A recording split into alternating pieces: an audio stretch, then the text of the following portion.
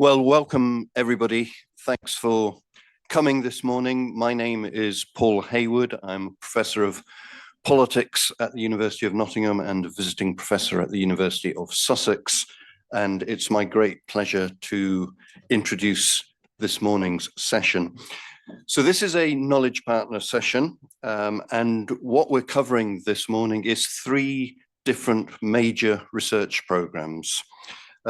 Two of them are funded by the European Union's Higher Education Research and Innovation Programme, and one of them is funded by the UK's Foreign, Commonwealth and Development Office. So the two that are funded by the EU are BridgeGap, which stands for Bridging Gaps in Evidence, Regulation and the Impact of Anti-Corruption Policies, and Respond, which stands for Rescuing Democracy from Political Corruption in Digital Societies.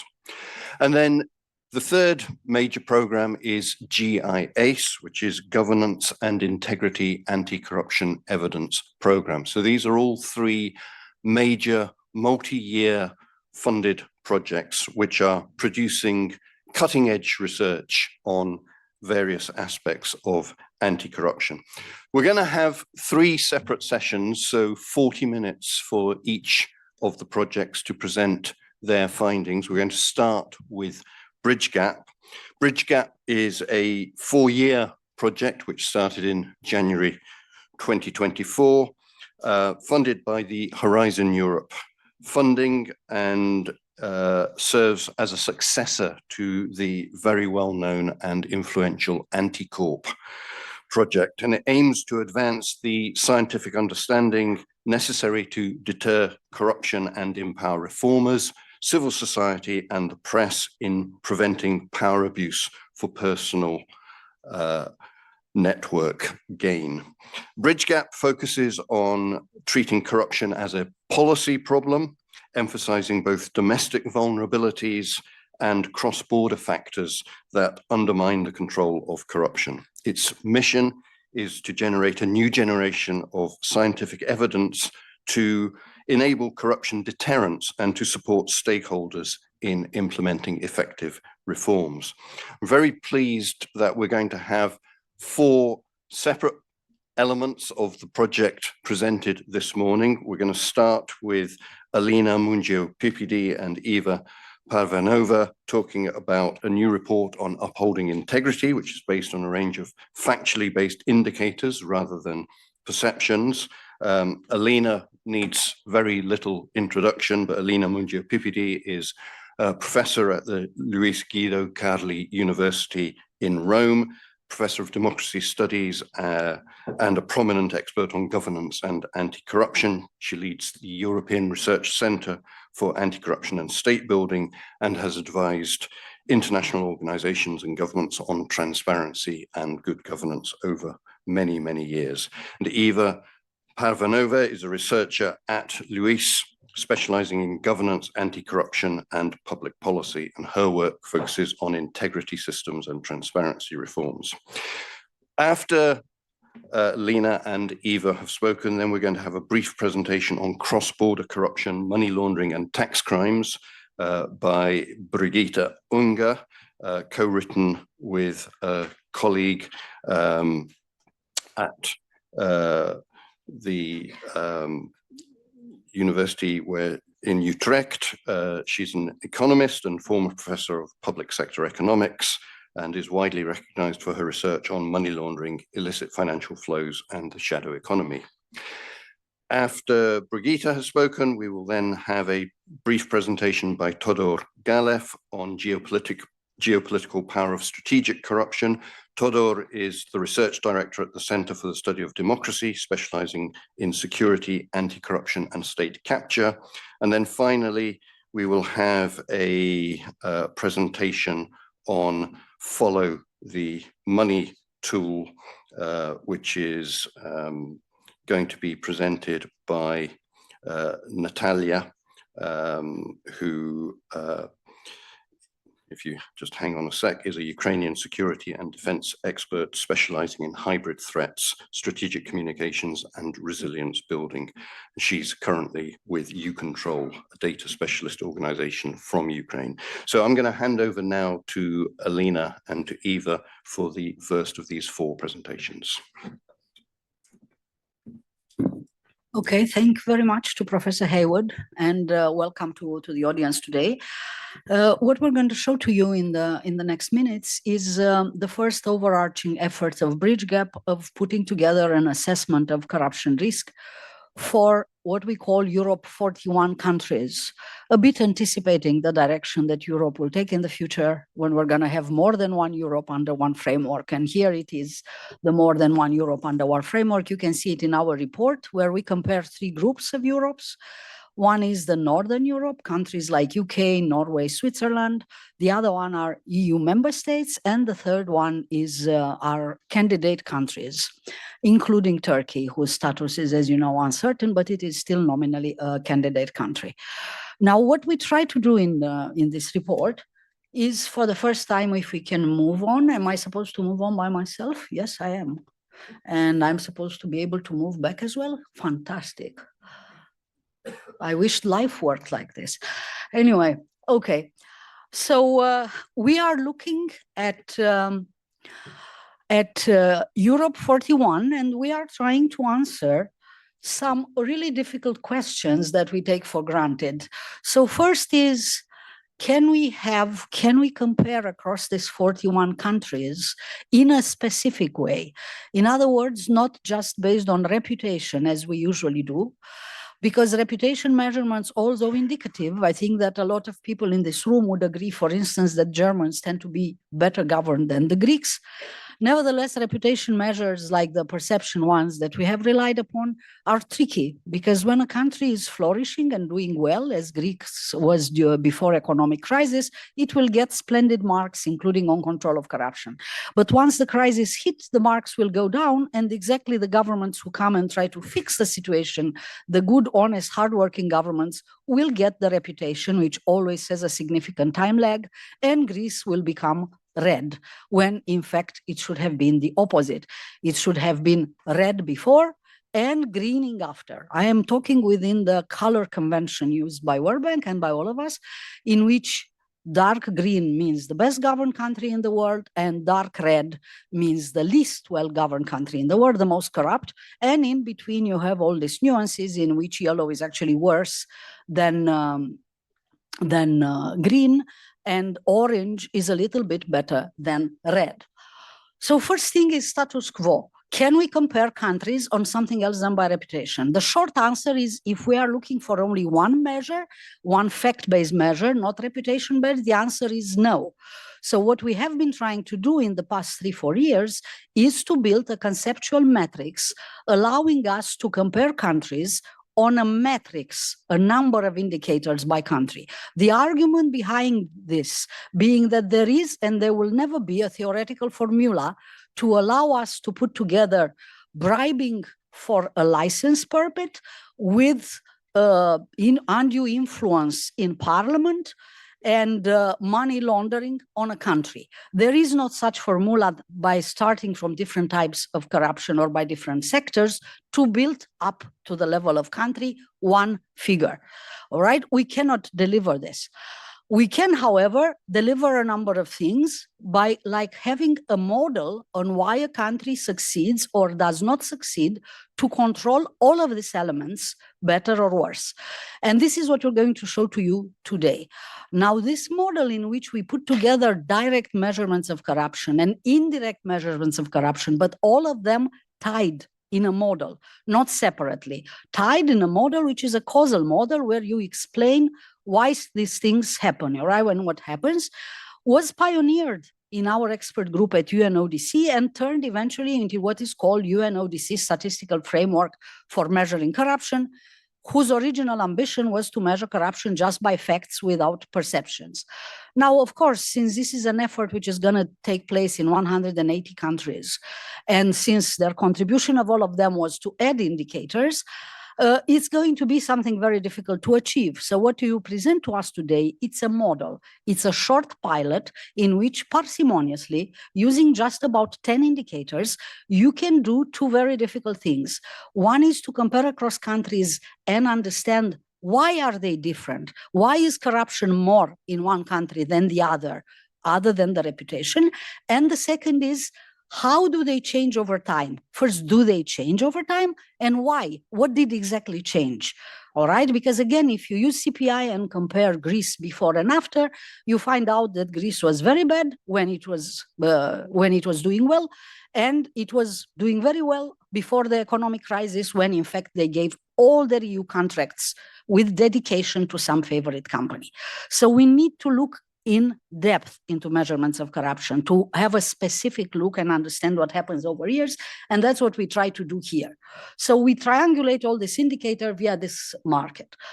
Okay, so we have all the specificity, and then we also want to place a little bit two things. One is to place the fact-based indicators into a causal framework indicator. A lot of things don't seem to change in corruption. Using all the indicators, you look around the world and you say, oh, but the world has not changed. Less than 10 countries have changed one way or another. Now, why does this happen? Well, it happens because if some of you are practitioners, what you do, your small project or your policy, is not by itself out there. It is isolated in a complex of factors, which makes that countries stagnate or change or regress. These factors are known for us. So when assessing any individual tool, you need to have these contextual controls. And we have created an automatic tool which enables everybody, let's say you're doing whistleblowing legislation, to place within this context in order to understand why a country changes or why it doesn't, right? You should not judge by individual tool, but judge by this context. And finally, of course, we want to see, as a whistleblowing example, we want to have all this in order to place regulation within. In order to assess impact of regulation, we understand that regulation is not the only thing which happens, right? A number of factors exist there which create corruption, so regulation has to be placed. What did we do is that we quantified regulation, and that's something we're going to do more in BridgeGap. We're going to quantify both criminal and preventive regulation. So far, we have quantified preventive anti-corruption regulation, so we can use a number of regulation, compare across countries. We also know what's inside the number because it's regulation, it's comprehensiveness of regulation from various areas, conflict of interest, public procurement, whatever, right? And once we have a number, we can put it in the model and see what enables and what disables regulation. Is regulation has an impact or does not? So it's really building evidence. I am trying to move and I am moving. Okay, the context is this. It is a very simple context based on classic Nobel Prize winning theory, which is corruption is a crime. But as we are discussing in BridgeGap, corruption as a policy phenomenon, we're not talking about individual cases of corruption. As you will see, corruption is widespread in Europe, despite our claim that we are the best continent in the world. So what we're interested in is corruption as a policy problem, to become a policy problem, to influence the quality of government. Corruption is not isolated. It means that it happens in a significant number of cases. And its model is like this. What happens at national level, at policy level, divides into two categories of factors. Factors which create opportunities for corruption and factors which deter corruption. So we can very well build them into this balance. I know you all heard of the resource curse. There are people who presented external aid as a resource curse. So some people actually applaud among economists when foreign aid is cut these days because, some people say it was just a source of corruption. It was just disincentivizing domestic action by countries. And there was some evidence of that certain ways of giving foreign aid, in fact, created opportunities for corruption, the same with EU funds, right? So administrative discretion and this kind of material resources are opportunities for corruption, but they can, of course, be mitigated by transparency and other things that we measure in order to show how well countries mitigate or not. Constraints, on the other hand, they don't only come for regulation. You know very well that regulation can go into words of dead letters, right, and never be implemented. So constraints are actually the independence of those who have the oversight, the judicial body, the freedom of media, and the freedom of civil society. Okay, so I am now moving to my colleague, Eva Parvanova, to show a little bit what the situation is. And we're going to start with government favoritism. By government favoritism, we actually understand the extent to which government channels social allocation in a country towards particular groups rather than universal welfare benefits, right, as we would expect. And the proxy for this is what happens in public procurement. You know, public procurement had 14% of European funds, of European public expenditure, so it's a significant figure. And rather than showing you the level, we are starting now here from the trends, because you can see a little bit that in the past 10 years, which is our time intervals, things have not gotten better in Europe. You prefer to stay there. Yeah. Should I? Okay, great. Everyone can hear me, I hope. So as Alina said, we looked at government favoritism as measured by single bidding, which here you can see the trends in single bidding across the past decade. It has been getting worse in most countries, whether they are member states or accession countries. It's mostly getting worse. And it is actually, depending on which procurement contracts you look at, if we only look at the ones that match the EU procurement directive thresholds, then we have 28% of all contracts receiving only one bid. If we include those reported to national procurement bodies as well, then we have 38% for our entire BridgeGap sample, but this is actually 42% for European member states only. And of course, this is driven by specific countries. So in Poland, Romania, Slovenia, and Greece, that's 1 in every 2 contracts. And in Italy, Latvia, and the Czech Republic, it's 1 of 3. So clearly, there's evidence that there are companies which benefit from favoritism in Europe, and some of them have also been sanctioned because of the undue influence that they exercise over government officials. Of course, famous cases include Airbus, Siemens, Ericsson, and so on, but we decided to actually dive a little bit deeper into cross-border corruption and its enforcement. And we looked at all sanctions from foreign agencies, but also from domestic enforcement agencies. And what you can see here on the left-hand side is the number of companies sanctioned by countries, and on the right-hand side, the number of corruption cases by country. And this is only in the past decade. In our report, we also comment on the sectoral distribution of these cases, because there is a very clear concentration in one particular sector. I would be happy to talk to you more about it in the break if anyone is interested. But really, the dynamic that we see is that companies from all European member states have to bribe in order to conduct business in a lot of these newer Eastern European members or accession countries such as Poland, Romania, and Turkey. We then also looked at the changes in extreme wealth inequality and oligarchization, and we measure this as the total share of national wealth owned by the top 1%. So clearly since 2008 and after that, after COVID, this has been getting worse across the region.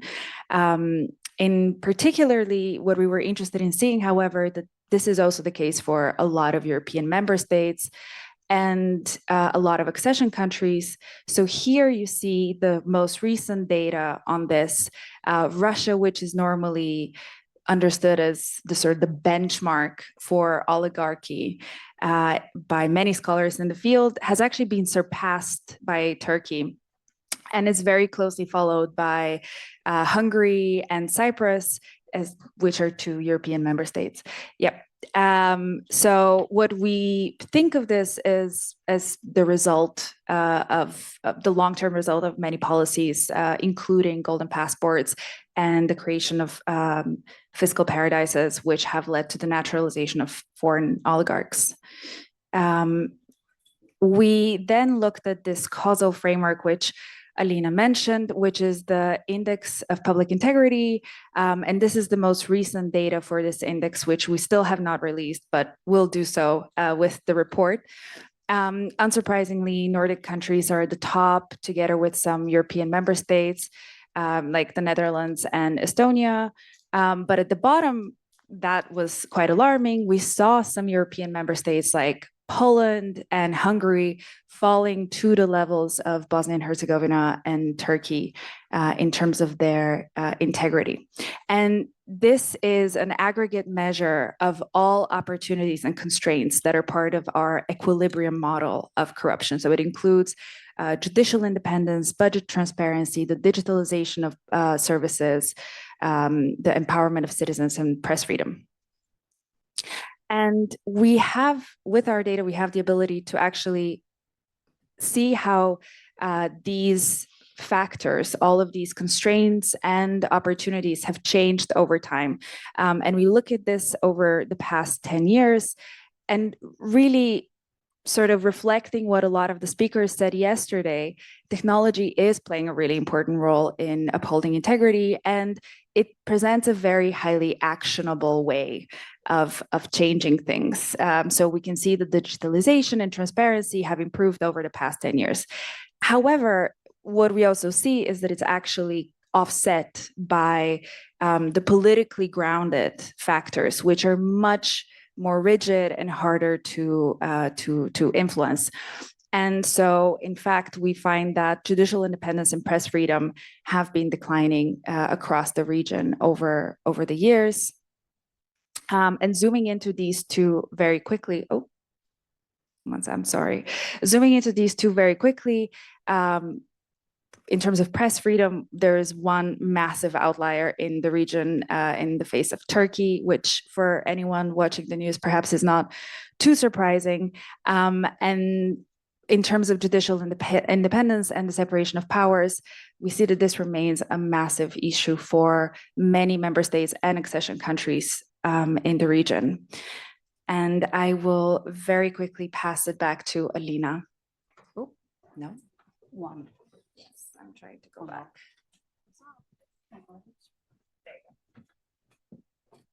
Okay, so you got it, right?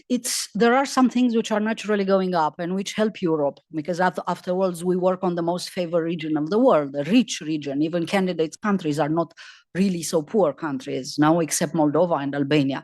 So what happened here is that there are some of our indicators which naturally go up. Digitalization of government, the number of e-services that you offer, right? Fiscal transparency gets better and better because you have all these digital tools, public expenditure tracking systems. Administrative transparency improves over the years, because you have more and more databases, which are digital databases. We put there land cadastre, public procurement portals. So this improve, but all this technological improvement is offset by political factors. So as we always know, since we define corruption as abuse of office, right? What does abuse of office means? It means power. Corruption is about power. If politics is bad, technology by itself cannot improve. Regulation, which is our utmost tool, in particular in the European Union, because we are, the proud continent of standards. We put out standards and benchmarks. What you see here is the aggregated public accountability framework, countries which regulate the most. And what you will see immediately on top, but I can also tell you that we have correlations of all this and models. So if you ask yourself, is wealth inequality really a good proxy for oligarchy? Maybe after all, there are honest oligarchs out there. There are honest rich people out there. Well, they are. They are, but they're not so many for us not to find a significant correlation between this oligarchic pressure that we use, proxy that we use, and our corruption indicators. They correlate very clearly. Where is the correlation missing? The correlation is missing here where we would want it, between the thickness of your regulation, the comprehensiveness of your regulation, and your corruption. In fact, we do have an association, but it's negative. In other words, we are still in a world in which the most corrupt countries have the thickest regulation. Hungary is far more regulated than Finland, but of course the performer is Finland, is not Hungary. And this means that it's not an easy way out of it just by giving more directives, as we prepare to do now. We welcome this new directive of anti-corruption. If not for anything, it will uniformize the penalties across Europe. This will be a step ahead, but then don't expect miracles, because regulation is not by itself, and what you see here is inversely correlated with corruption. I'm trying to push to the last slide. Yeah, okay, no, here we are. So putting all this together, we have constructed in the end 4 risk groups that you see here. They're too small and I don't have time, so I will just pass. I'm just saying that by now there are countries like Hungary, which are in a group of their own. If you see there, Hungary, Bosnia, Turkey, they're really very bad. But what you see in yellow are accession countries and quite a lot of candidate countries. By the way, all this is posted now on our websites, which are corruptiondata.eu or againstcorruption.eu. Very simple, go there and you'll see these graphs more in detail, right? And even what you see in the green is not so green, because these are the northern and some good West European countries, plus Lithuania, really an achiever, which is there in green among the new member countries, but they also have these cross-border problems. So we're not going to make fabulous recommendations. Our recommendations are very brief. Don't over-rely on regulation. It's implementation which does it. We really need to unify data and risk indicators, because we can know a lot about what's going on, but we don't. In our group, you're going to hear now how we can do this, because private effort and civil society effort, like our partners in Control, for instance, have put together data so you can search in interconnected registers of commerce in Europe, except that this is something that not research projects should do, but government. All the data should be by now interconnected and allowing us to have these indicators. And then you can act on these indicators, not by criminal means, because it takes years to find someone, investigate someone, make due proof and go to jail, but by administrative means. Nobody who gives contracts on the basis of favoritism in Europe should not give contracts next year. It's very easy to tie administrative performance to these indicators and act administratively, preemptively, before corruption happens, to clean our administration of what seems to be growing and systematic, more than a third in Europe, 42%, right? Government favoritism. Thank you.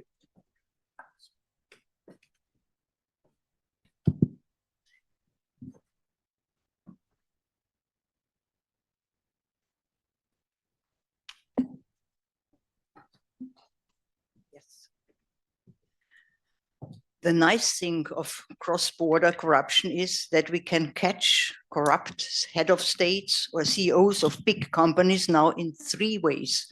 We can catch them in the country under corruption. We can catch them when they try to put the money out of the country, let's say to a strange business partner in Dubai, which gives fake invoices as money laundering. We can catch them again when they try to spread the money among other companies or banks, again as corruption in the other country. And we can catch them when they try to finally park the money in a low tax haven under tax evasion. So 3 ways of fighting corruption. So we have more tools. How did this come about? Yeah, okay.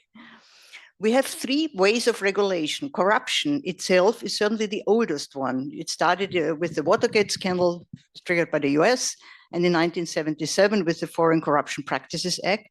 And we call this still the cold phase of regulation, because little things happened, but not really as bombastic as it is now.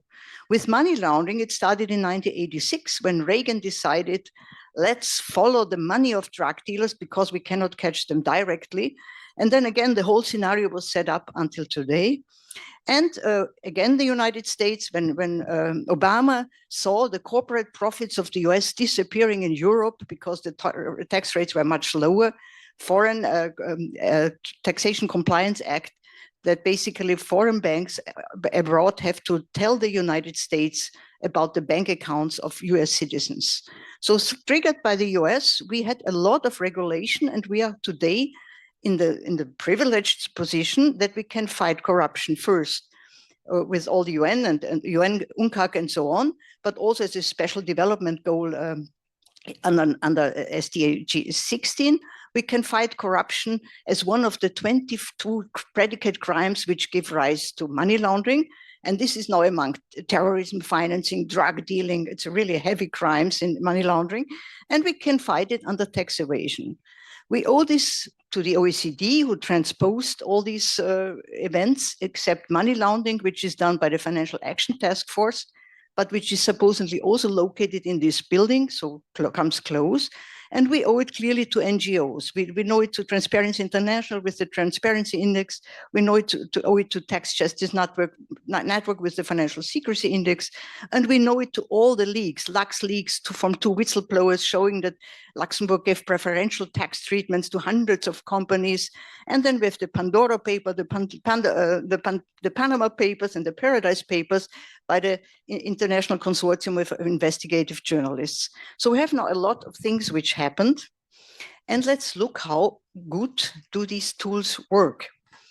Well, we have in dark blue or strong blue, the most effective tools, which at the moment, according to the spare research results which we have by now, is automatic exchange of information, that a bank has to inform the tax authorities of the other country or its own country, but then the country has to inform the other one about foreign bank accounts which are held. It functions automatically and you cannot really avoid it easily. It's a very efficient tool, as we saw. It's more efficient than country by country reporting, let companies, so to speak, report at arm's length their profit. It's a very powerful instrument. We still hope that also the OECD base erosion and profit shifting programs will work out nicely, but they will really come into place, perhaps Pillar 2 only now. Naming and shaming. Was it good to have the Paradise Papers, Panama Papers, and so on?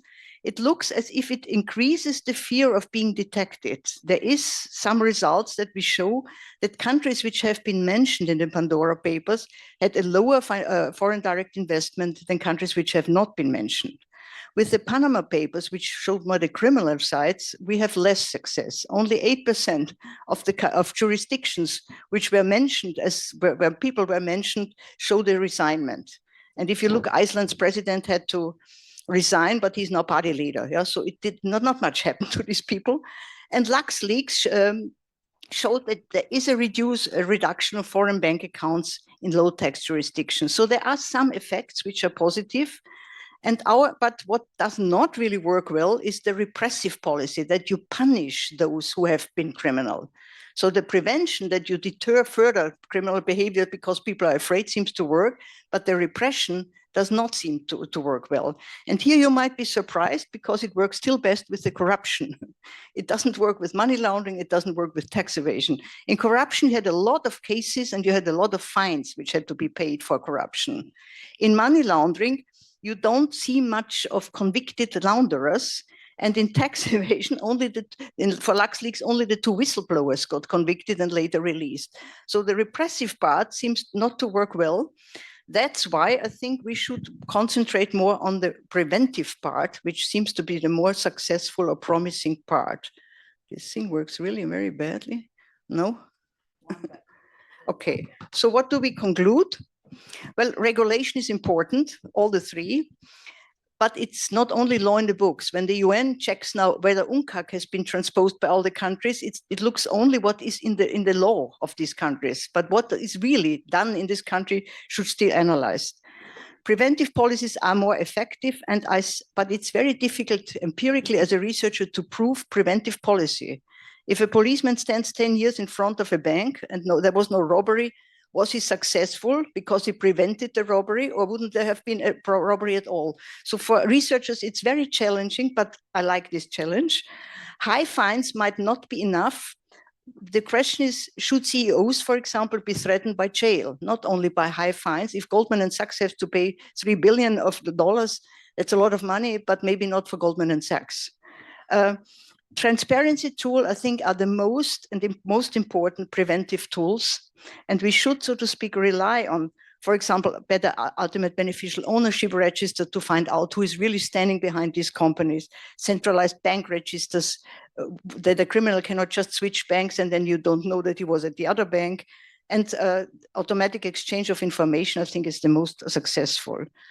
For legitimacy, we have to prove that anti-corruption and anti-money laundering policy have an effect, that they reduce corruption and laundering. If we cannot prove that eventually, there will be a legitimate problem of the research. So we need better measurements, and that's what we in BridgeGap try.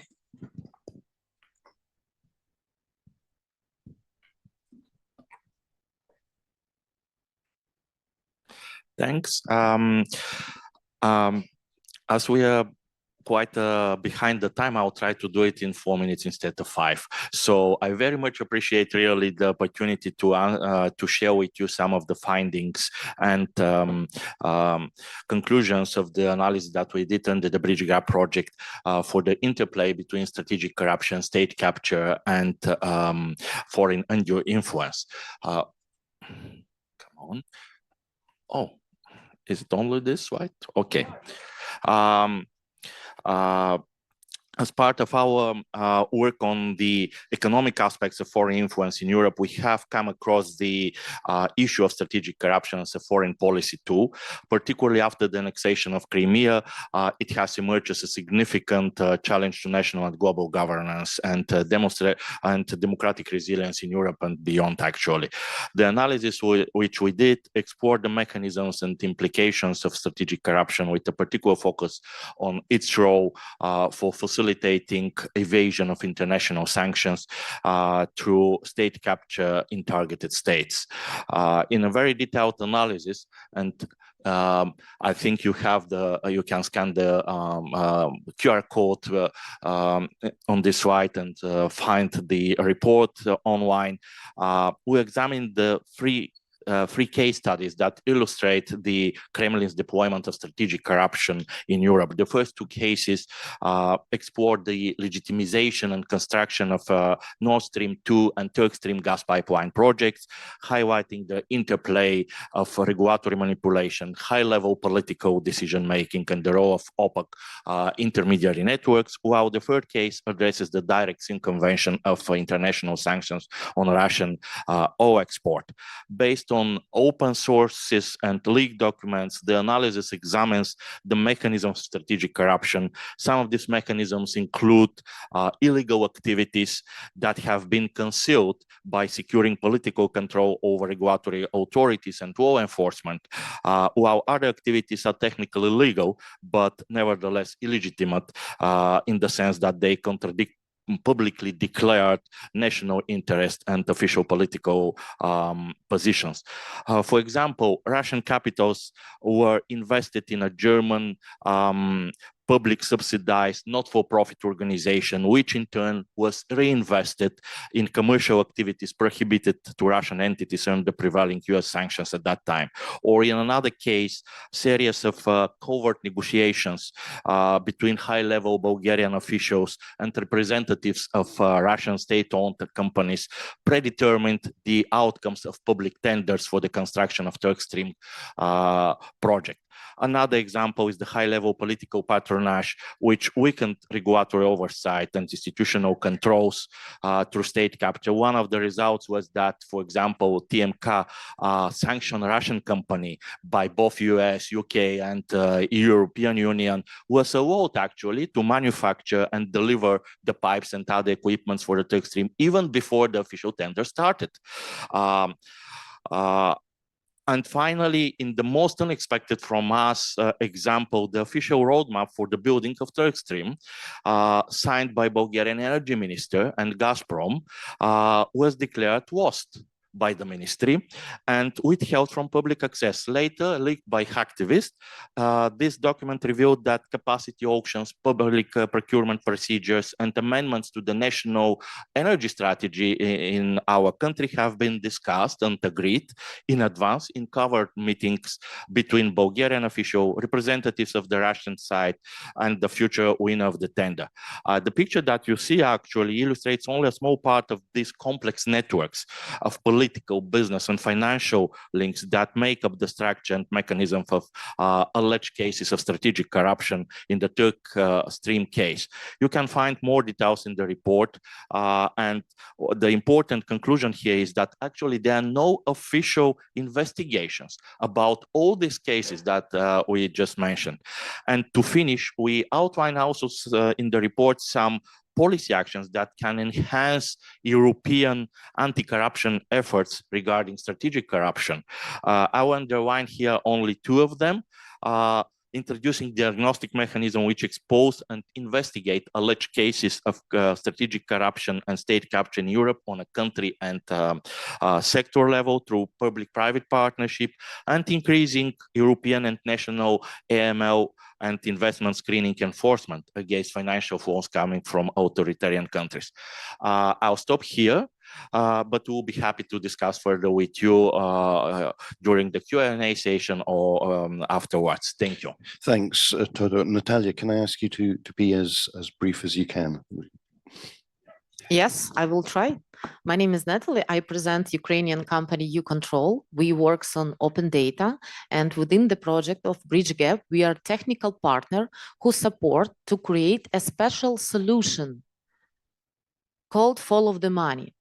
It's unique engine that helps you to uncover hidden connections, to find information worldwide regarding international standards, regarding anti-money laundering prevention, regarding hidden connections that you would never find by yourself by searching in different official data sources. So we contribute to create this special engine that helps you to find information. For example, let's imagine that you want to sign a contract, or you're investigative journalist and you want to find correct information. Go to Follow the Money website and type information about organization or person who are you trying to investigate. Very easy, within several seconds, you will receive the answer. You will receive information about in which countries this organization has shareholders, directors, political exposed person, sanctions, connection to some politics, information about lobbyists. Maybe this person or this company are influenced on your politics regarding some very conflict issues. And thanks to this module, you will find correct information. So in this data coverage, we have information from 77 countries worldwide. We have data sources from official registers, more than 300, and we have 92 million companies. So can you imagine, in one place, you will find correct, reliable, and actual information that you are searching is. For example, your representative of governance or compliance officers or civil society organization, and you try to find information. And here is the answer how you can do it. Like, it's a good practice. So are you ready to see how it works, the system in real showcase? Could you please make a video and I will make a short introduction, so how it works. So you go to the site, Follow the Money, and you type, for example, the name of the company that you want to see. For example, some company that related to Luxembourg. Can you please start the video? Yes, okay. So you press the name of the company and then go and see that there is several information. To deep search, you have to go to this YC World system that can show you information. You can see that Luxembourg company has 2 shareholders from Great Britain and Italy. Seems very reliable, okay. But let's deep more. Let's see what about ownership of this company. If you will click to this, you will see the director of this company and at the same time shareholders, he is Russia. And also he's political exposed person. According to the legislation, you have to check very, very carefully about his connections. When you will press to this director, you will see that he is connected not only to some others countries and some others companies, but also to his family member, who is not only a political exposed person, but also sanctions. So for you, dear compliance officers and investigations, within 3 seconds, you will have answer whether for you it's reliable to work with, whether are you in compliance with international standards, because all of this information shows you about hidden connections, about final beneficial ownership, who is standing behind this company, whether there are some Russian, Chinese, some sanctions person who are now in the list of dangers for you. So within 3 seconds, you will save your money, you will save your reputation, and you will make a very, very careful and deep research and investigation that you would never do without this system. Thank you. Thank you so much. Well, we've had 4 absolutely fascinating presentations there, which show that there's real advances going on in understanding the operation and the capacity to investigate how corruption actually works in practice. In the interests of time, what we're going to do now is switch to the next set of presentations. And what I'm going to try to do is catch up some time so that we can have questions at the end of the session aimed at all 3 of the projects that we're looking at this morning. So thank you very much to our colleagues from BridgeGap. And can I ask colleagues from GIACE to...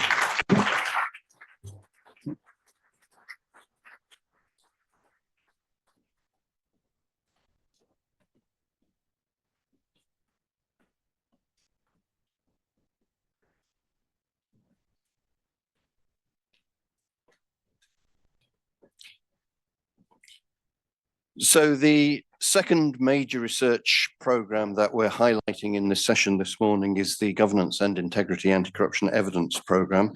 That's part of the wider anti-corruption evidence program funded by the Foreign, Commonwealth and Development Office in the United Kingdom, which comprises 3 different elements: GIACE, which we'll be saying a little bit more about in a moment; SOAS-ACE, which is led by Professor Mushtaq Khan at the School of Oriental and African Studies in London; and SOC-ACE, Serious Organised Crime ACE, which is led by Professor Heather Marquette at the University of Birmingham. And all 3 of these component parts of the anti-corruption evidence program are based on 6 core underpinning research principles. Those principles are, first, that the research is problem-led, not starting with preconceived ideas about any right solutions. Secondly, the research takes politics seriously. As we already saw, it's the politics stupid. We develop practically viable reforms and approaches in ways that are context sensitive and avoid negative and unintended consequences. Thirdly, the research focuses on real world priorities in sectors in which corruption, organized crime, and illicit finance are part of, but rarely all, of the problem to be addressed. Fourth, we think differently about prevention through better understanding the ways in which corruption and organized crime provide solutions to everyday problems people face that often have deep social, structural, economic, and political roots. Fifth, we develop innovative approaches to testing and measuring the effects of anti-corruption, counter-organized crime, and illicit finance interventions. And finally, we plan nose-to-tail engagement with policymakers and practitioners, from research design to implementation, delivery, communications, and engagement.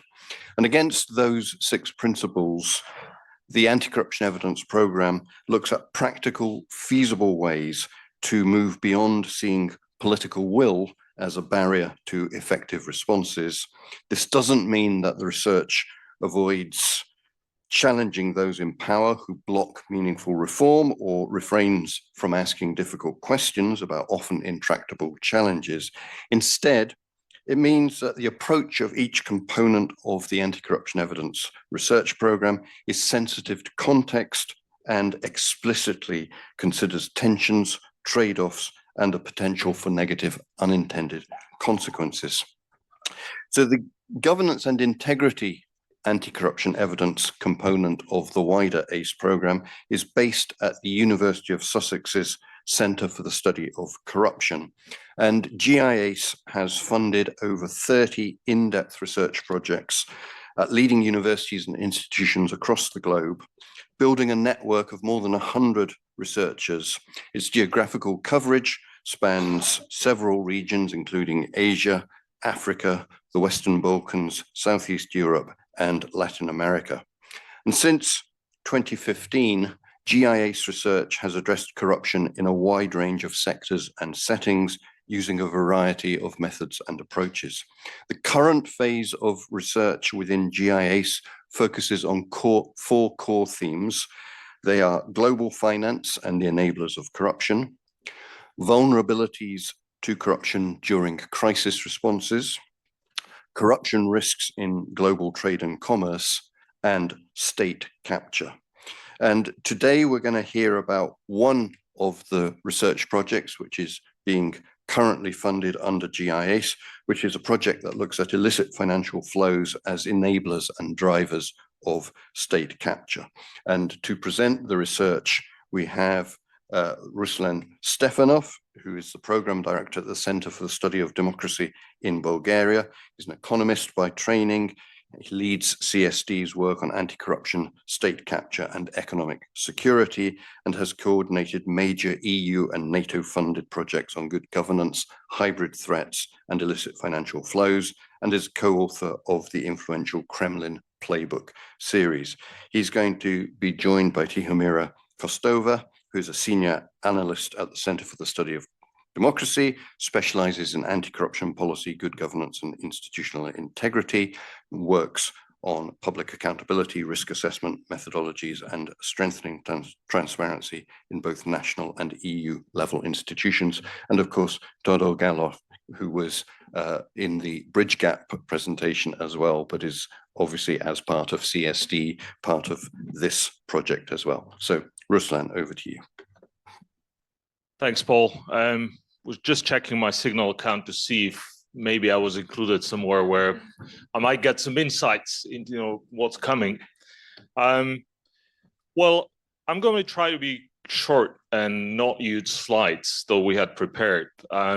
What we had in mind was actually to present a similar thing to Professor Pipidi here, but we're still not there. But what we're trying to achieve is we're trying to get what has changed in the illicit financial flows in one of the fault regions, which is Southeast Europe, the Balkans, and the Black Sea, following the Russia's invasion in Ukraine and the changes that we've seen ever since. I will try to read my remarks so that we save time, but essentially Tihomira will be presenting us some of our initial findings on building institutional resilience to illicit financial flows, lessons from the front lines of state capture. So what I'll be trying to present is CSD as the think tank with teeth, as we have been famously named at one point. Thanks for the opportunity. I want to bring in the perspectives of from a region, a think tank that works on the intersection between research and policy, and share some insights from the Balkans and the Black Sea region, one of the world's key geopolitical and governance fault lines. I believe you saw already a number of indications for that.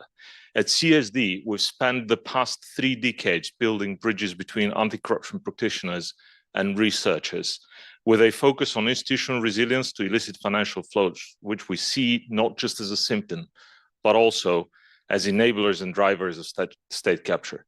The region we work in has long served as a kind of a anti-corruption laboratory.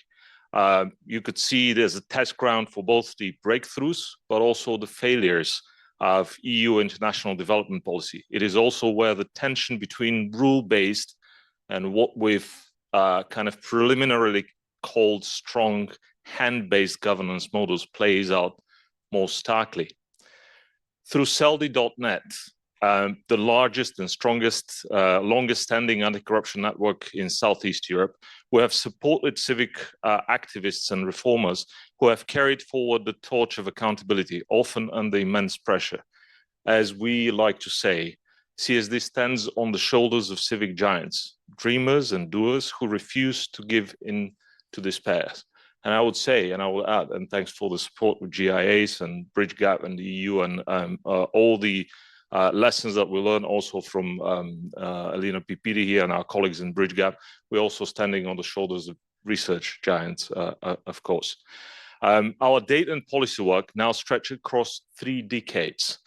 And we're using this legacy to address one of the most pressing dilemmas in the anti-corruption world now, we think.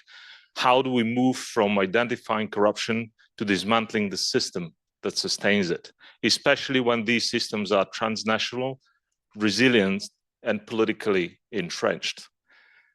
Good luck with that. The challenges are growing. Just one example, and I guess, we're finding examples every single minute out there. USA's recent strategic shift away from anti-corruption, because this is exactly what it looks like, pulling out of the region. We've seen a lot of our partners getting half of their budget slashed overnight. So pulling out of the region has left a critical gap.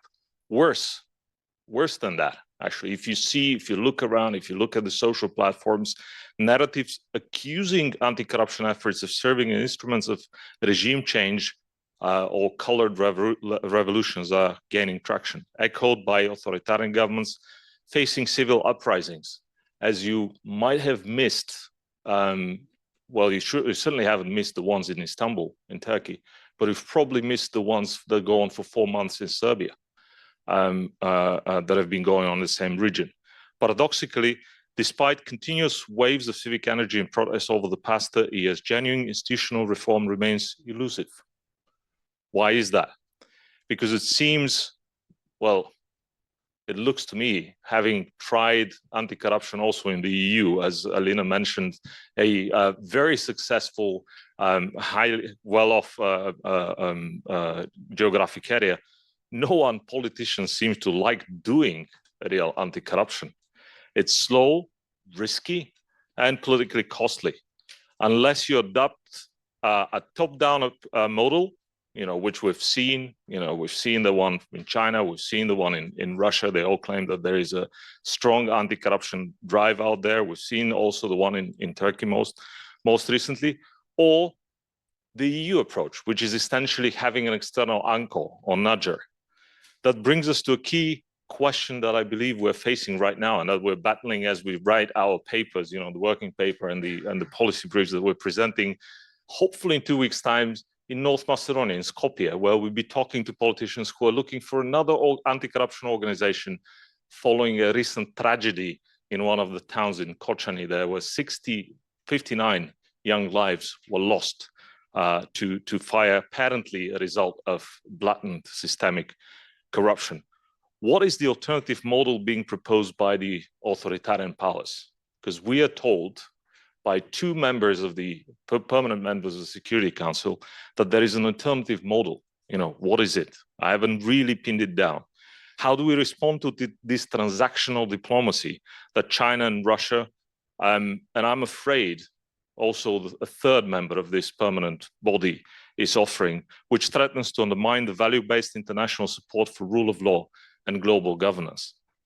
And there is another paradox. The Balkans today is probably the most heavily targeted region under what we were hoping would be a harbinger of a change in anti-corruption efforts, which is the Magnitsky-style sanctions. This is the most sanctioned region in the world, I think, both by the US and the UK, a tool designed to hold the neighbors of strategic corruption accountable.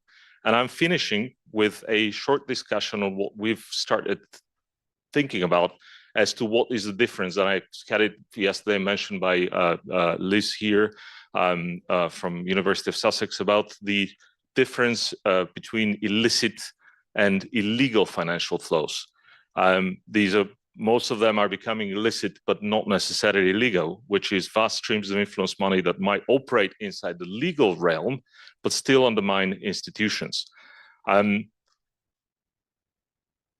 have to cut it short, but I'm really looking forward to going beyond compliance and legalism and towards actual raw policy making in an environment that fundamentally alters this value-based system. Because right now, what is being challenged is, as I mentioned, whether anti-corruption is actually what Brigitte and Alina here presented with all these success stories, and I believe they're success stories, but the removal of the FCPA, so the freezing of FCPA, the freezing of USAID assistance money, what does it all mean? How are we going to get forward? Is it going to be the France, UK, Switzerland coalition of the willing, like we currently see, probably not far away from here in Paris, or is it going to be some other case? And I now give the floor to my colleague Tihomira. I think I took too much time, but I hope that's okay. Thank you. Hello, everyone. So within our project, we have managed to estimate the illicit financial flows by applying the partner country method, which is method one of the 6 UNCTAD methods for measuring illicit financial flows. We applied the method in 10 countries, our 10 target countries. These are the 6 Western Balkan countries, plus Georgia, Moldova, Ukraine, and Armenia. And the result shows that after 2021, the illicit financial flows have increased in all 10 countries, although in some of the countries, such as North Macedonia, this was a minimal rise. At the same time, the illicit financial flow started taking again a larger part of the GDP of these countries, with Montenegro, Kosovo, and Armenia, for example, leading this trend. We found that the illicit trade as a driver of sanction evasion and the role of illicit trade in sanction evasion and in sustaining military conflict has been underestimated. And therefore, we decided to focus our research and project on the trade with dual-use goods and analyze the bilateral trade between our 10 countries and Russia, including the trade of dual-use goods, the export of the dual-use goods to Russia, to our 10 countries, and our 10 countries to Russia. So the results showed that after the invasion of Ukraine, the EU exports of common high priority items, which are a subset of the dual-use goods, and the dual-use goods are goods items with civilian and military purpose at the same time, has increased significantly in our 10 countries. And in some of the countries, specifically for Serbia, Armenia, but also Bosnia and Herzegovina and Moldova, the export of dual-use goods has increased to Russia, has increased too, which is very suspicious. Therefore, to assess the impact of the export of European goods to our 10 countries and the export of our 10 countries to Russia, we applied a statistical analysis, which confirmed a positive correlation for one country, Armenia. Armenia emerged to be a key re-export hub of dual-use goods to Russia, together with Kyrgyzstan and Kazakhstan, 2 countries which we use as a benchmark case countries. And what else? We also tried to assess whether the increase of the export of dual-use goods items correlates to the increase of the illicit financial flows, and also we found a positive correlation. But of course, this needs to be further researched and explained. Let me see if I'm missing something. Yeah, another interesting thing which I missed. I mentioned 4 countries which increased their export of dual-use goods to Russia after the invasion of Ukraine. But there are others like Georgia, Montenegro, and North Macedonia, which has experienced an increase of their export of this type of common high priority items to Russia in 2021, kind of suggesting a pre-war level preparation of Russia and for the war in Ukraine. So I think these were the main results so far from our work. And Ruslan, you're going to... Yeah, I just wanted to, before passing it to Todo, who has the pleasure of providing us with some baseline action points, and I'm happy to see that we are really right on time. So we are moving. We haven't, as Brigitte showed wonderfully, we still are not there in the law-based enforcement, but we at the same time we're trying to move into a value-driven policy where sanctions, for example, are used to change behavior rather than to prosecute crime. And I think the EU's recent moves in this direction represent a historic shift, but one with complex implications as illicit flows are expanding fast and with them, which is what Tihomira showed here. And this is, of course, feeding all these networks of state capture that have existed already pre all the oligarchic networks that Alina here demonstrated. So question is to Todor, good luck with answering that. If it took the EU 20 plus years to address the fallout of illicit economies in the Western Balkans, and this is still counting after the Yugoslav wars, what will it take? What will it take us to do the same thing after Russia's huge assault on the global world order. You know, how do we go beyond compliance and legalism in an environment like that? You know, where 3 of the 5 again permanent members of the UN seem to be questioning what we've been doing is being the right thing. Thank you. Thank you, Ruslan. And just to be very short, obviously what we need data-driven policy response. And what we offer under the GIS program and the project that we are working on is the application of 2 regional developed tools, research tools. One of them, we call it state capture assessment diagnostics, that is based on both big data and expert assessment, and offers an assessment on national and sectoral level of the vulnerabilities to state capture. Successfully piloted in a number of Western European countries and some Western Balkan countries, actually. It will be combined also in this project with another original tool called MACPI, so monitoring anti-corruption policy implementation, and tool that is used or meant to be used by managers of public administrations to assess internally in the institutional, so on institutional level, the effectiveness of their anti-corruption policies and measures. Again, this tool was developed years ago with the support of DG Home of the European Commission and applied in more than 40 institutions across 15 plus countries. So this and similar data-driven approaches like the ones that Brigitte and Alina also presented, I do believe will make the difference in the future anti-corruption efforts in the European Union. So thank you. That's great. Thank you very much. And thank you for getting us back towards something like the timetable we had planned. So what I propose to do now, I think we've got just over 10 minutes in which we can take comments, responses, and questions, and those could be in relation both to the BridgeGap presentations and to the GIS presentation. We'll take a number of questions and comments, and then depending on how the timing goes, we'll either address or respond to some of them before we move to the final session, or we'll have a final set of responses at the end. So the floor is open, and I think there are some roving mics, and I see that somebody is. Yes, thank you very much. So my name is Adriana van der Hoed Zurich. I'm the chair of the Financial Crime Prevention Association of Practitioners. So we've been actually looking into the illicit flows and trying to understand from where they're coming.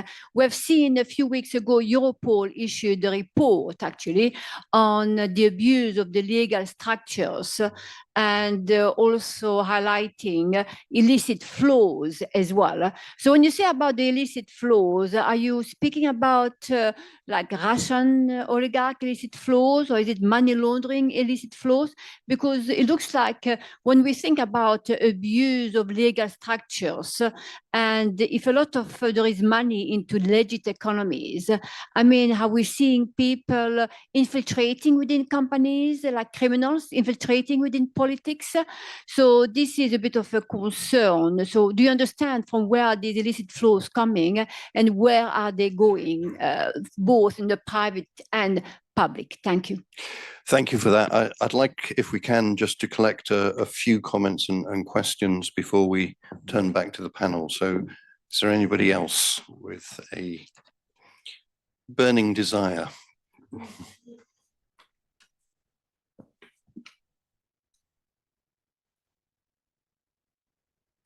So question that. Noah Arshnov. I have a quick question actually for the people right beside me, funny enough. But just in terms of you control the demonstration that you showed and how you look into kind of the ultimate beneficial owners, can you maybe just give us an example of how you assure the quality of the data? So I know one of the issues in beneficial ownership registries generally has been assuring that you can validate the quality of data. And so I know you mentioned there's a number of different registries that you use to populate it. So I'd just be curious to hear a bit more about that. Great. I've got a question down at the front here. Hello, my name is Denitsa Rukanova. I'm a lawyer from an anti-corruption watchdog in Bulgaria as well. And congratulations on this panel. This has been so far the highlight of my experience here. Very useful, very practical, combining theory into practice, which is awesome.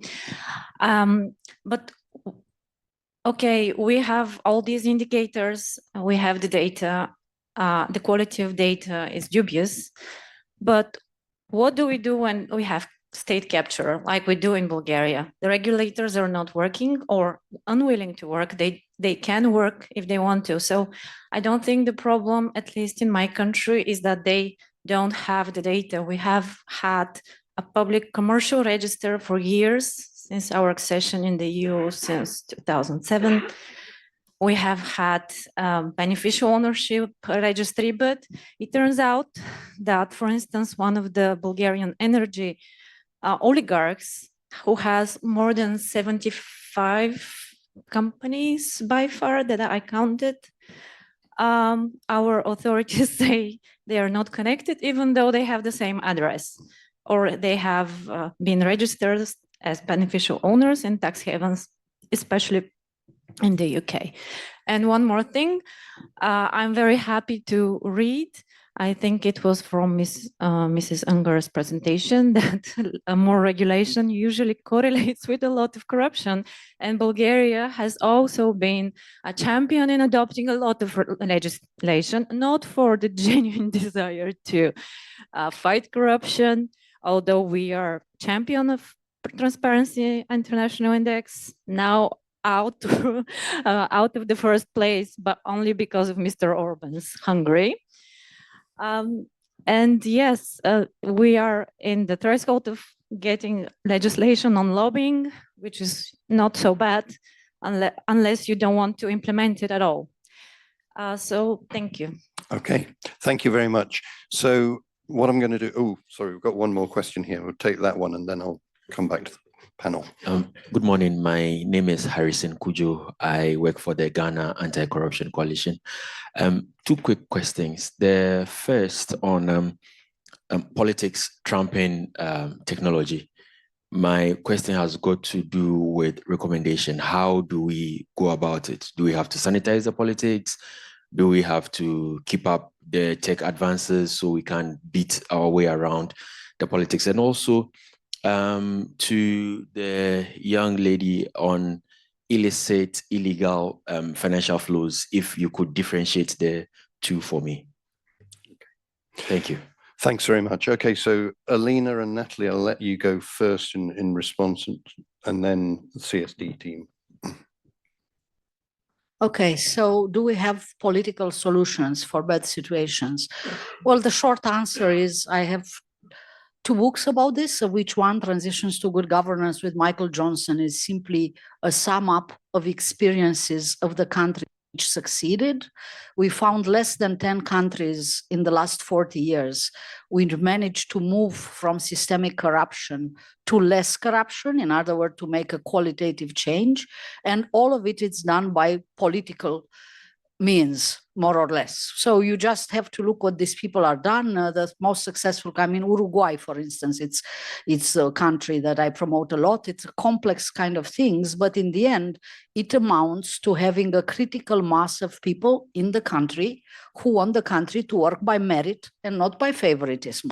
Okay, that's it. So it's very political. It's not a technocratic thing, but as much as it can be wrapped up into how to build the coalitions, how to build the coalitions in strategic moments, it's all in these two books. The other book is my Cambridge 2015 book. It's called A Quest for Good Governance, How Societies Reach Control of Corruption.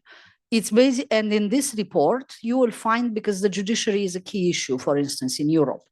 In Europe, European Union invests in these judiciaries because it knows that we have a rule of law report, you know, that is issued yearly. And nevertheless, the quality of the judiciary has not improved in candidate countries. If you look at the map that we put up, actually in Spain, it's not doing well, which is an old successful member country, right?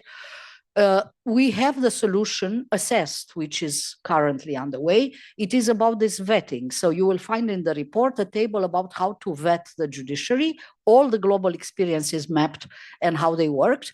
But again, the bottom line is who vets the judiciary? Vetting of the judiciary worked in Estonia in 1990s, which is in my book as the top word success, because it was driven by the prime minister at the time, who was a patriot, a liberal nationalist, quite an extraordinary, exceptional figure in an extraordinary context, building the first Estonian national state after 1990, right?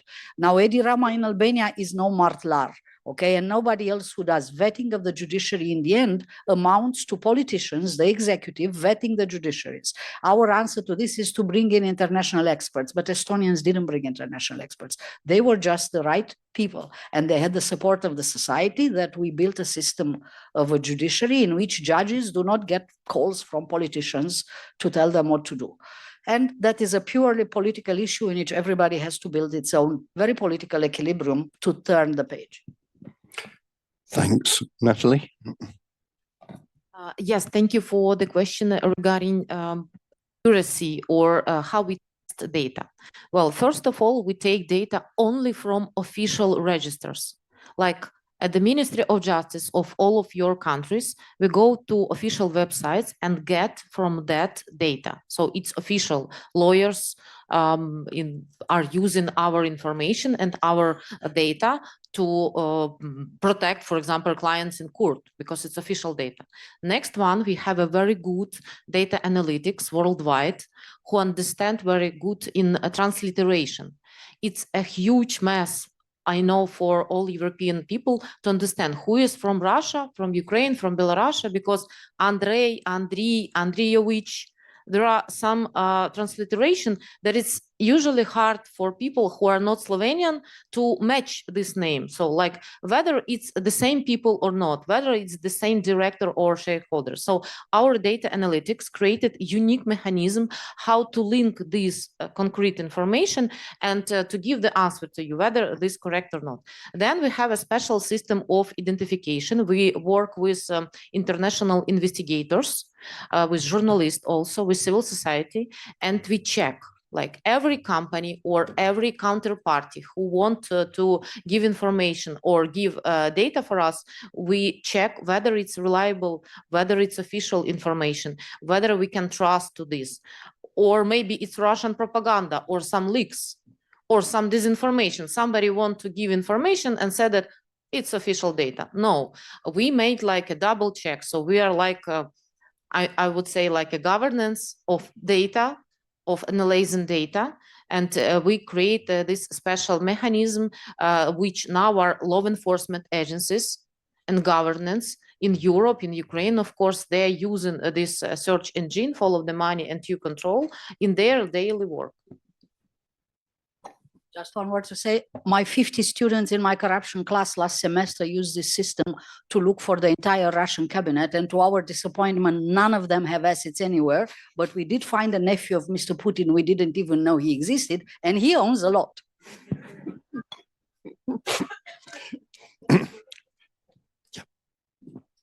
So the difference between illegal and illicit, it is not illegal for a Western company to sell a microchip or other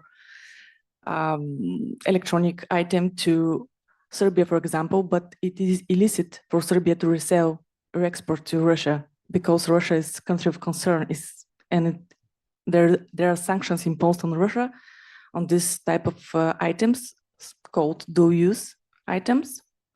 So this is the difference between illegal and illicit, especially because Serbia and most of the Western Balkans countries are candidate countries for EU membership. Sorry.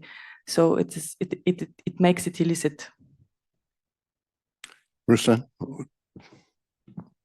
Well, it's the this is actually what we spend a lot doing. You know, the difference between legal and illicit, and we think that we should go with illicit, but this has expanded so rapidly. I mean, in a way, illicit is in the eye of the beholder.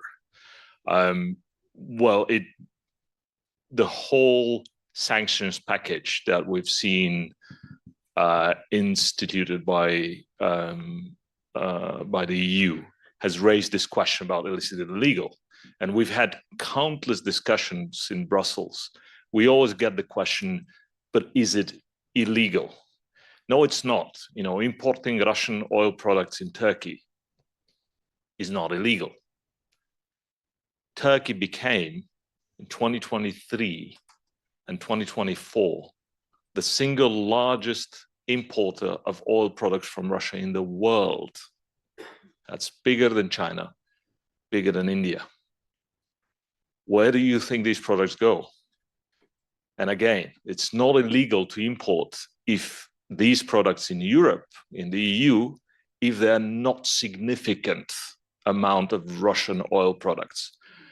We are actually importing, if you look at the customs import documents, we're importing something called a Turkish blend now. Turkey doesn't produce any of those. So, but we are importing them. So I would say Turkey is seen as importing roughly 4 to 5 billion US monthly in these years. We would assume half of that would be illicit and not illegal, but they would be illicit. They could be illegal depending on how the respective prosecution of the respective country, Turkey, Greece, Bulgaria, Romania, Italy, whatever that oil product goes in, say it is. And that makes it extremely difficult to address. That's why I wanted to kind of say this again, because it's become very, very difficult to differentiate between illicit and illegal. And clearly illicit has exploded if we account for it the way we have to. I would not go, I don't know if you're going to go to the indicators on state cap, what follows after the indicators and state capture. I think we just go by doing what we've always done best. You know, we go, we nudge governments, we talk to them, we engage civil society, we get all the data, we present that data, we deal with the humongous amounts of I don't know what you want to call it, disinformation that exists in the social platforms, because essentially we are living in a parallel world there, you know, where all these indicators hardly make any difference.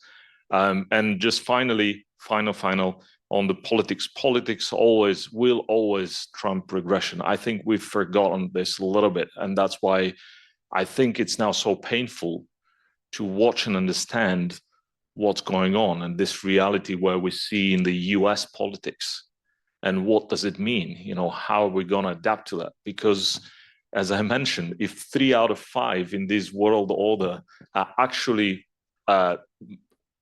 putting some doubt in the indicators that we all look at, that we have a huge problem here. And I do hope that European leaders and ourselves will be up to the challenge to actually resolve that and fight for that, what we have, because we really have, as Brigitte showed, a pretty complex and long-time system.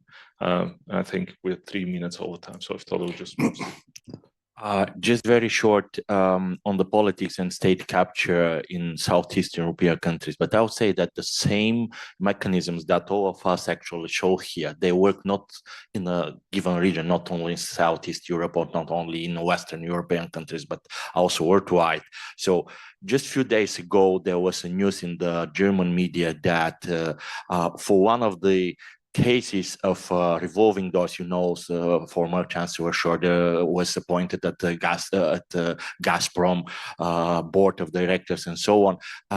And the news was that actually he was called by the Parliamentary Committee for Investigation, the Nord Stream 2 project, and he didn't appear because he suffered from an emotional burnout.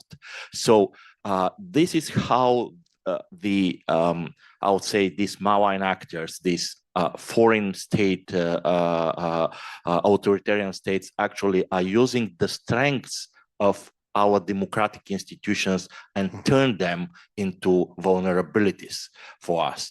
And this is also what Ruslan just mentioned. It's policy, and as Alina said, it's politics stupid, because we need to change this policy, and we need to do it very quickly. Otherwise, I guess it will be not. We do not have a good. We will not have a good life here in Europe. Thank you very much. I'm really sorry. We're going to have to switch personnel again because we do have the final program that is going to present.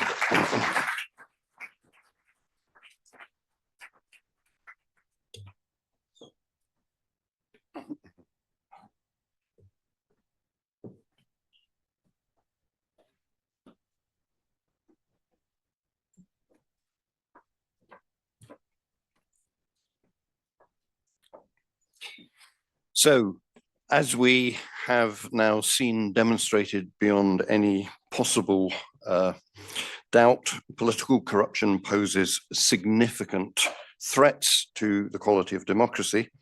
And we've also heard how current research has tended to overlook some key areas that are crucial for understanding and addressing this issue. And so the Respond project, which is the final of the 3 projects that we're looking at this morning, is a project dedicated to filling some critical gaps in the study of political corruption, focusing on how undue influences affect democratic processes and how emerging digital technologies can either perpetuate corruption or foster pro-integrity initiatives. So over a 5-year period, starting last year, Respond is engaging in interdisciplinary research and collaboration with various stakeholders to offer practical solutions. I'm delighted that we have here on the panel Alice Mattoni, who is an associate professor at the University of Bologna and a leading scholar in the field of political sociology, who is leading Respond, and her research focuses on digital media, activism and transparency, particularly in relation to anti-corruption movements. We're also joined by Sophia Wickberg, who is a political scientist, assistant professor at the University of Amsterdam. Her work explores the politics of anti-corruption, integrity systems, and the social construction of corruption norms, with a focus on European and global governance. And finally, Niels Kobis, who is professor and behavioral scientist at the University of Duisburg-Essen. His research examines the psychological and social drivers of corruption, with an emphasis on how norms and group dynamics influence unethical behavior. So over to you, Alice, for this final session. Thank you. This is also here. I'm not sure which one works. Okay, we'll give it a try. Thank you for having me and us. Here we are presenting some insights from the research project that is Respond, that started May 2024 and does several things.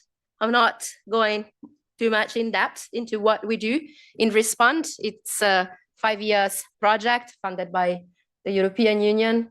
And what we are going to share with you today are some insights that are specifically related to the issue of digital technologies and anti-corruption, considering also emerging digital technologies and how they can be both opportunity, but also at the same time, and for different reasons, a challenge for anti-corruption, both from the so-called top-down, but also from the bottom-up perspective, if referring to civil society organizations.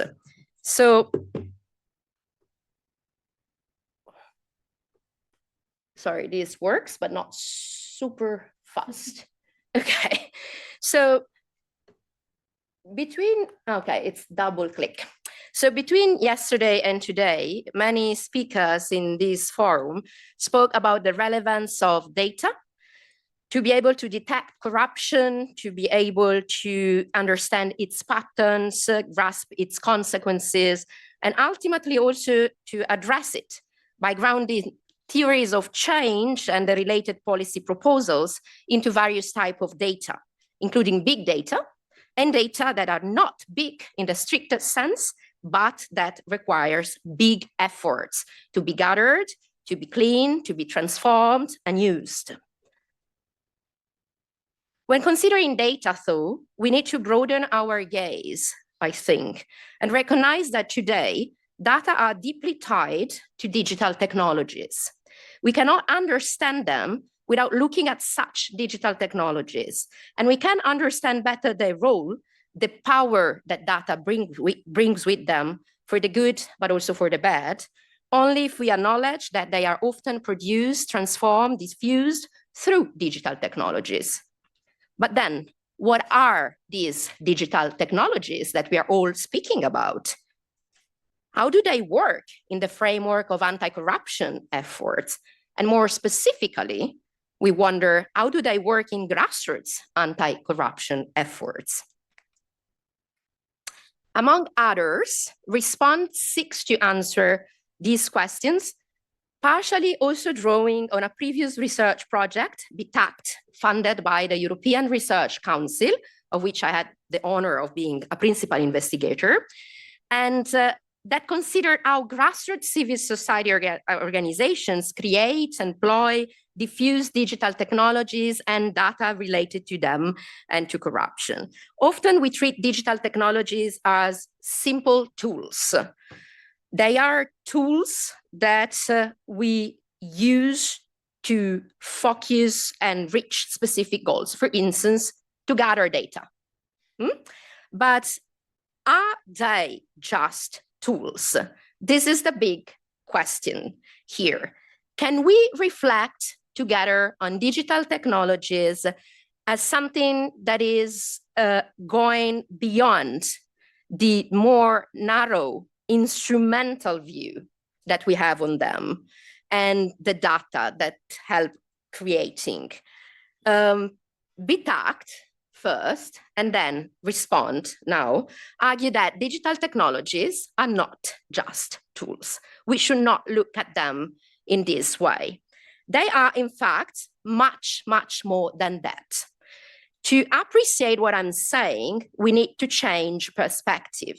What we need to do is to giving digital technologies a closer look and considering how they are embedding different types of elements when they are created and used and employed, among which data, but they are not the only elements that we have there.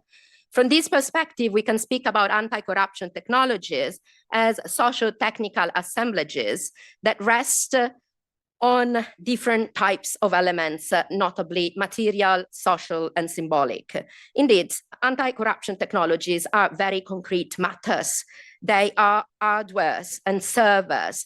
They are devices. They are technical affordances.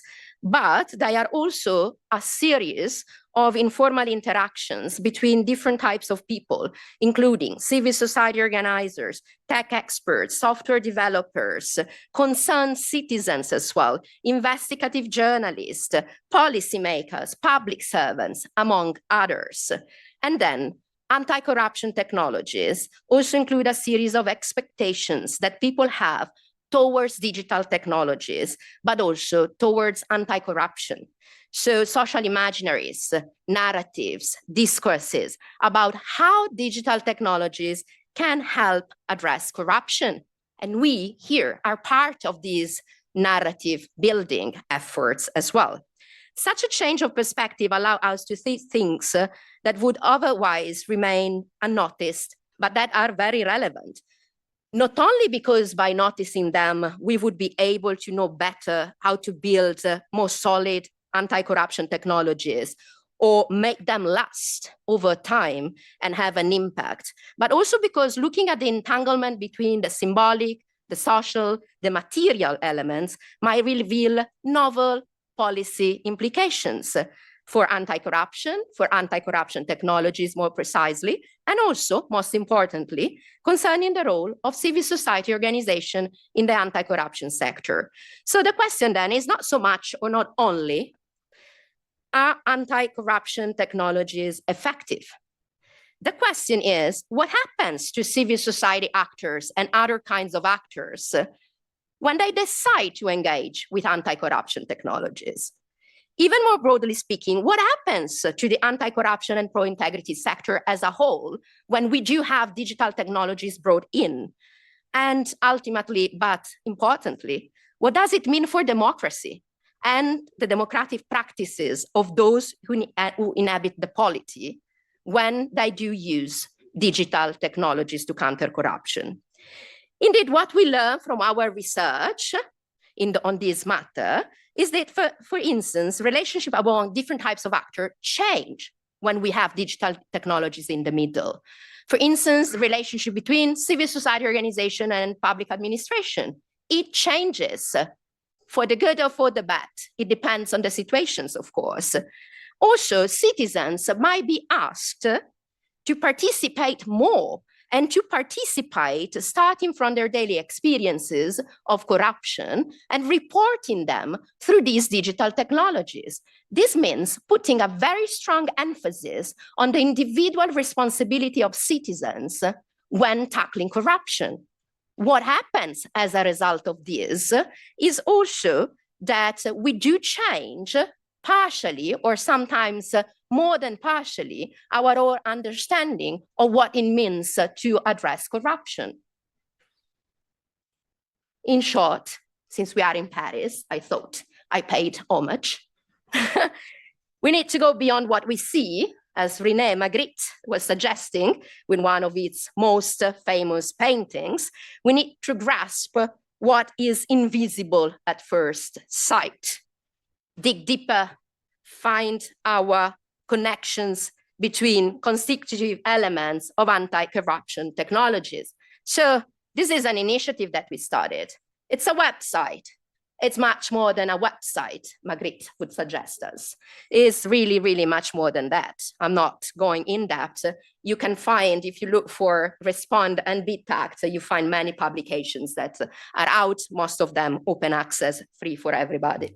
So this shift in our analytical gaze and in the reflections that follow allow us to build what?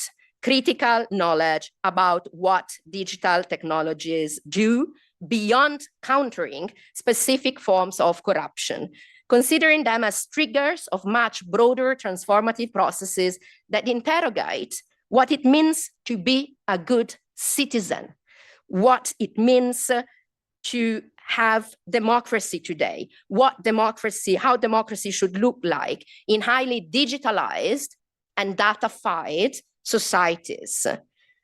And this is today a vital endeavor, I claim, because we are facing a very rapid pace, a very rapid change in technological development and an even more rapid diffusion worldwide of emerging digital technologies, most notably artificial intelligence, generative artificial intelligence, and so on and so forth. So Response seeks to embrace this displaced analytical gaze and to interrogate anti-corruption technologies going beyond the surface, to discover the implication that they do have for political participation in anti-corruption efforts, and ultimately for democracy, what democracy is today, and most importantly, what is the democracy that we want in our future. Thank you very much.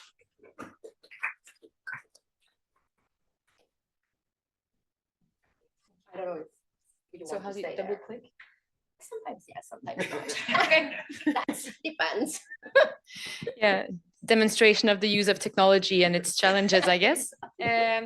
So following on to Alice's presentation of the sort of critical theoretical framework that we use within the project, I will talk about one small part of the Respond project, which aims at mapping digital anti-corruption initiatives where do you click? Here. Oh, there you Yeah, go. it works. Mapping digital anti-corruption initiatives, both from the top down and bottom up, in the 9 country cases that we are studying, which are Bulgaria, Hungary, Italy, France, the Netherlands, Serbia, Sweden, UK, and Ukraine. So quite a diverse set of countries. And what we aim to do here is to sort of try to fill a research gap that we identified, seeing that there is a lack of systematic research evidence about why and how governments, but also non-state actors, citizens, journalists, organized civil society engage in anti-corruption efforts, and especially in the development of these anti-corruption technologies, anti-corruption tools. So we haven't started the data collection for the top-down elements yet, so I will concentrate on what we have found so far regarding the initiatives from the grassroots. So our ultimate aim here is to create a database of collective and individual efforts to counter political corruption in these 9 countries, and to create an online atlas of citizen, civil society responses to political corruption. And this atlas will contain information about the main features of the existing technologies and tools, the type of actions that they undertake, their repertoires of action, the resources that are used, and the type of tools. And this will hopefully help us understand again how citizens and organized civil society engage in anti-corruption, how they use tech, what their network looks like, who do they work with, how does it change their relation to the states, to maybe market actors, and how does this both sort of come from, but also transform their view on corruption and on democracy, democratic values. And of course, the idea is also to try to bring out some elements of good practices that can also be reproduced elsewhere. So firstly, and this is where we are at the moment, we do a collaborative desk research to identify these initiatives, bottom-up initiatives that rely on technology. So we collect information about the nature of the initiatives, the organizations or individuals behind them, and we try to categorize them. So this is mainly what I'm going to be talking about now. And in the second phase, we will do field work. So doing interviews, expert interviews with the people to complement this desk work, with the people who are behind these initiatives to understand how these tools were developed, how they are implemented, and again, what does this mean for the state's society relations and our understanding of corruption. So again, this is very initial results because we've only conducted the collective desk work. But what we found so far is that civil society organizations, citizens, journalists have developed these form of digital anti-corruption tools in all of the country cases that we study. Secondly, something that appears, at least at this stage, is that the use of these digital tools appears slightly more common in some of our cases, Hungary, Italy, and Serbia. But again, quite a major caveat here is that these are only the results of our initial data collection. These numbers will most certainly evolve as we go into the fieldwork, talk to these experts who might point us to many other initiatives that we haven't found so far that escaped the desk research. So this is really the first time that we show any of these numbers. The second slide I wanted to show you, there you go. So as I was saying, we try to identify these initiatives, but also try to categorize them according to the functions that the tools play or their main objectives. So our first category is concerns tools that help organize public demonstrations. So very linked to sort of more traditional social movements. How do tools help public demonstrations? The second one is tools that serve to expose corruption by reporting it. So uncovering and publishing reports with testimonies, documents, etc. Our third category concerns tools that serve to expose corruption by leaking information. So providing information that comes from within organizations or leaking different types of documents.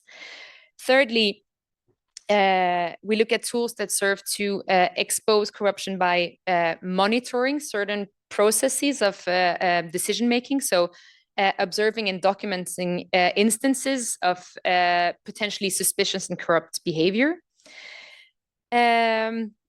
Second to last, we have tools that serve to facilitate participation in governance and decision-making. And lastly, tools that help access information, opening public data. And we have a category that is other as well for anything else that we might come across. So we found that most initiatives actually serve to facilitate the monitoring of corruption. So the monitoring of public procurement processes, of political decision-making, lobbying practices, etc. And this is, maybe not surprisingly, combined very often with the use of tech to facilitate access to information through data centralization, through visualization, because I think this also came up in previous discussions and sessions, that it also takes a specific kind of skill to use tech and data, and many of these tools serve to sort of overcome that competence gap.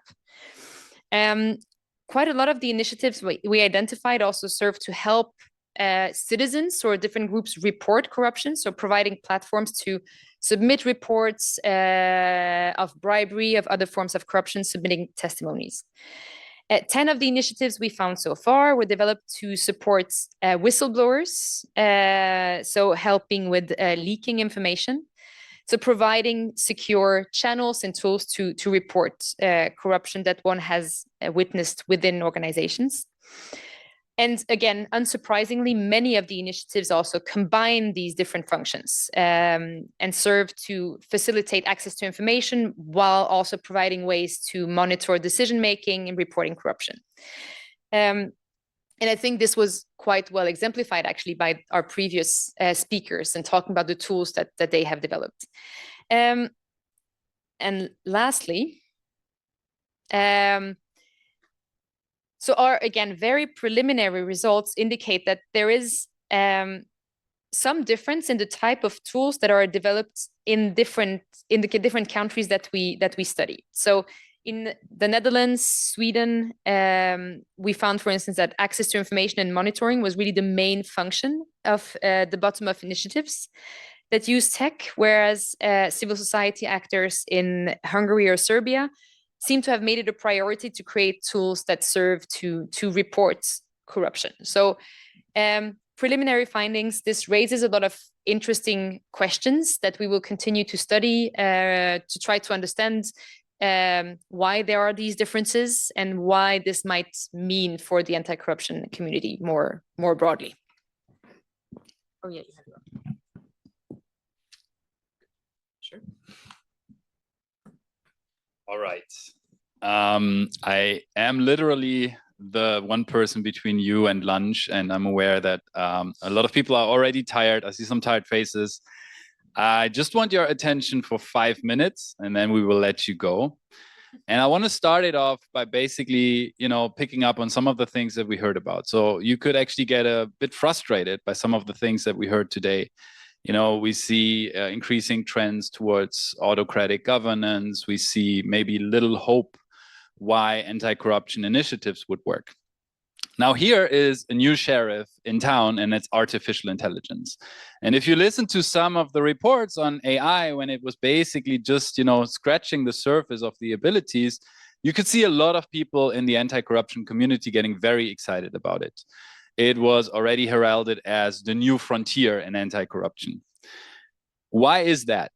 And is it actually correct? Those are the two main questions I'm going to address in the next 5 minutes. And when I say we, I'm obviously referring to the Respond project, but also our lab at the University of Duisburg, where we combine behavioral science with computer science in order to understand the potential, but also the pitfalls of AI to fight corruption. And we heard a lot about data, and I want you to think about data as the fuel that you need for artificial intelligence. And when you have the fuel, you need an engine that can actually run it, and that is computing power. And in both regards, we have actually seen quite some breakthroughs in the last few years, which have enabled a real revolution when it comes to AI capabilities. And so to some extent, you could say there's good reasons to be optimistic that AI can be put into use for beneficial purposes to fight corruption effectively.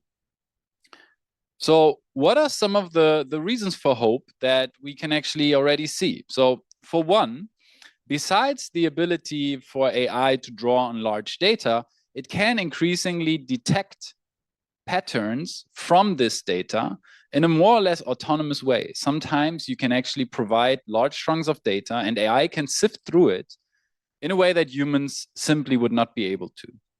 We heard in the previous BridgeGap presentation, for example, these massive data leakages, Panama Papers, Pandora Papers. Now, for a human to sift through that to find patterns, it's almost impossible. AI can help. Now, at the same time, we have, as I mentioned earlier, more and more computing power to even conduct very, very elaborate executions of tasks, which actually helps to, as we saw in the previous presentation, to keep track of very complex corruption schemes. And so also there, AI can be a real empowerment tool. Now, furthermore, if you think about not just AI, but algorithms in general, and coming from a social psychological perspective, you could actually be very hopeful that AI and algorithms in general can help to make more impartial decisions.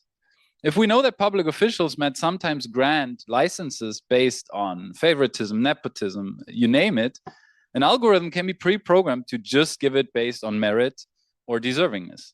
And it will do that consistently every single time. It won't get tired and can do that 24/7, right? So there is a certain hope that by digitizing parts of public governance, we might actually reduce risks and possibilities of corruption.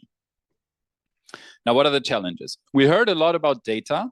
And at times, there is data that is not being put into use, and I encourage everyone to think about good data sets that we could actually make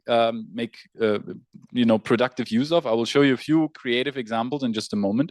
But still, there's a problem with access and with bias in this data. So if you hear about some of these projects that basically try to predict corruption risk based on previous cases of corruption, now these cases of corruption are often very biased. They might be politically motivated. They might depend on the availability of certain crime cases in the training data set.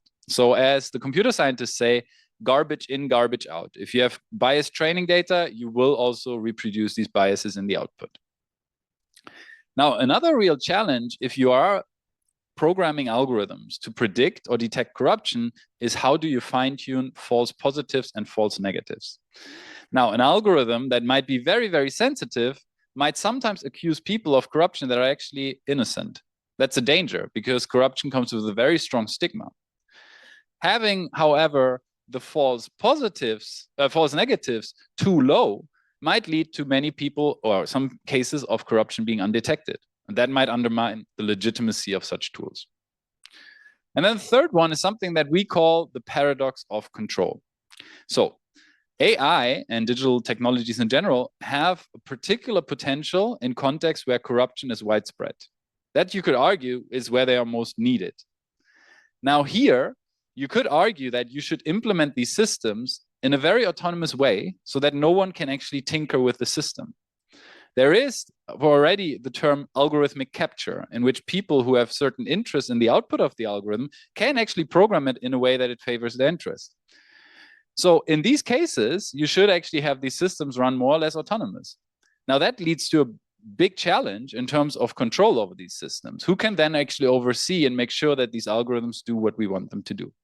So sometimes actually knowing how much human involvement we want is not an easy challenge. And so we need to figure that out in part by doing research. Now, let me just give you one more point that I think is very important, because I think, and together with my colleagues, Christopher Stark and Iyad Ravan, we wrote about this, that the way that AI is implemented, be it top-down or bottom-up, can lead to different risks and possibilities.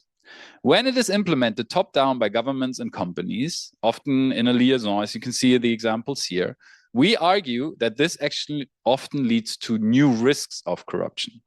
Why? Because it often leads to a consolidation of the power structures in place. You are creating an infrastructure that enables you to, for example, spy on your public officials, as this case in China with the Zero Trust program did. So we argue that oftentimes these top-down implementations of AI to fight corruption need to be taken with a grain of salt, if not even more scrutinized more clearly whether this actually is not serving as a fig leaf to fight corruption, but actually leads to new risk of corruption. So, as I argued, this can often lead to a consolidation of power rather than changing the existing power structures.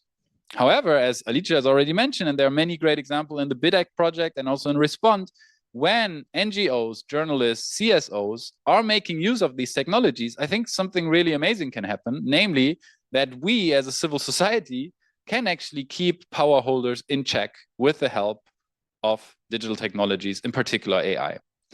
What we need for that is, as I said, access to data. That can happen through, for example, data donations. We can also draw on citizens to help us create data, right? There are some really cool projects in ambient accountability where people would, for example, take pictures of a construction site in order to see what the progress is. This can be uploaded into an image classifying algorithm that can automatically tell you whether there's actual progress that was promised, right? You can use satellite data. In Congo, there has been a great project to use satellite data to detect illegal mining activities by Global Witness, like another NGO. And I think that in turn can lead to new forms of collective action, that AI can actually help us to engage in collective action together. And I believe that actually then coupling that with other technologies like blockchain can at times be a real game changer. So just to give you one example, we conducted the research on the project that Alice briefly showed, the Operação Serenata do Amor, and it had a specific sub-project called Rosie. And that you have to imagine is a really creative way to do what somebody called earlier naming and shaming campaigns. And what they did, they sifted through automatically the reimbursement claims of Brazilian parliamentarians in order to look for suspicious activities or suspicious patterns, right? So imagine someone is actually declaring a lavish dinner with alcohol and for way more people than were initially there. Now, previously, this data was available. It was lying there. Nobody looked at it. I mean, who in their free time goes to these public registers and checks what the parliamentarian has been spending money on? Nobody. But an AI can do that automatically. And what it did, it automatically flagged cases of suspicious activities and tweeted it out via a tweet bot that had over 40,000 followers, saying basically, look, this looks suspicious, dear parliamentarian XYZ. Help us clarify what's going on. And that can really lead to a certain pressure in the court of public opinion. And in a recent conjoint experiment, we tested, what are the things that make these type of messages more effective to engage people in anti-corruption?